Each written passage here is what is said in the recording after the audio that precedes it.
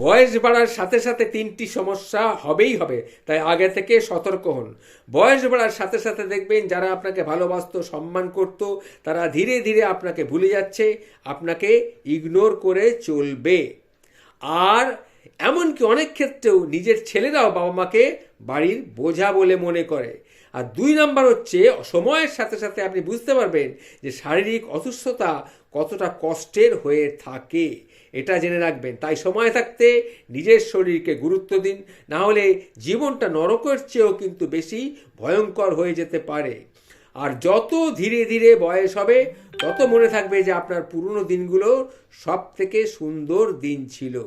তাই আজকের দিনটাতে মন খারাপ না করে সুখে কাটান, কারণ ওই দিনগুলোর কথাই একসময় খুব বেশি করে আপনার মনে পড়বে। এটা মাথায় রাখবেন, বয়স বাড়ার সাথে সাথে এই সমস্যাগুলো হবেই হবে।